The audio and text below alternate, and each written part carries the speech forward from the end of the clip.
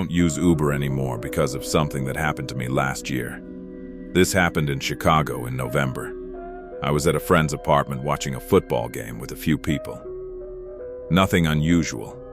We ordered food, had a few drinks, and stayed up way later than I expected. By the time I left, it was around 2 in the morning. My friend told me to just stay the night since it was raining outside, but I had work early the next day and only lived about 10 or 15 minutes away. So I ordered an Uber. My battery was already low, around 9%, so I remember hoping the driver would get there fast. A gray Toyota Camry accepted the ride almost immediately. Driver name was David. The car arrived in about 2 minutes. I checked the license plate before getting in, and it matched what was on the app. Everything seemed normal. I got in the back seat and said hello. The driver didn't respond. I thought maybe he didn't hear me, so I didn't think much of it at first. He just pulled away from the curb and started driving. The first thing I noticed was the smell inside the car. It smelled damp, like something had been wet for a long time. But there was also another smell I couldn't place. Something metallic and sour. I rolled the window down slightly. I looked up at the rearview mirror and saw the driver staring straight ahead. He looked older than the picture on the app, but I figured maybe it was just an old profile photo. For the first few minutes, nothing happened. I was looking down at my phone when I noticed we passed the turn we were supposed to take. I looked at the route on the app. It started recalculating. I figured maybe he knew a faster way. Then he missed another turn. That's when I looked outside more carefully. We were heading away from downtown and into an area with warehouses and empty streets. There were chain-link fences, loading docks, and almost no lights. I leaned forward and said, "Hey, I think you missed the turn." No response. I said it again, louder this time. Still nothing. He didn't even look at me. At that point, I started feeling uneasy.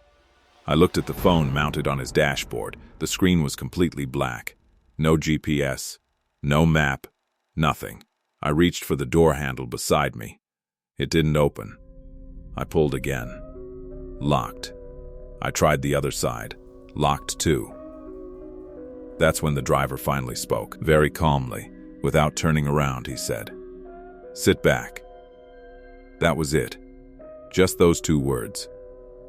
I immediately pulled out my phone to call someone. Battery was at 4%. I tried calling my friend, but there was barely any signal. The call failed. I started hitting the unlock button on the door panel, but nothing happened. We kept going deeper into this industrial area. Then I heard something move behind me. It sounded like fabric rubbing against the seat. I turned around. At first I didn't see anything. Then I looked down. There was someone on the floor behind the passenger seat. A person had been lying there the entire ride.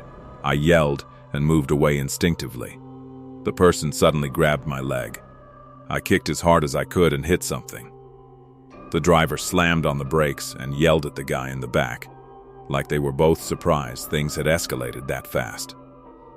I climbed between the front seats and grabbed the steering wheel. The driver tried punching me while fighting to control the car. We swerved hard to the right and crashed through a fence.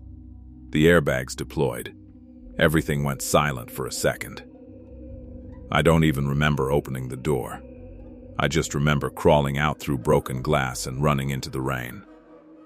I ran toward the nearest lights I could see, which ended up being a delivery truck pulling into a lot. The driver saw me and called 911 immediately.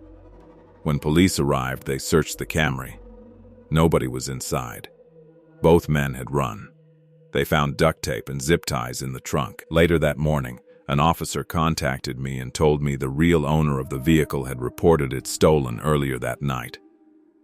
The actual Uber driver named David had nothing to do with it. They had used his stolen car and copied the plate number. They never found the 2 men. I thought that was the end of it. But about 3 weeks later, I got an email from Uber at exactly 2:13 a.m. It was a ride receipt. Pickup location was my apartment.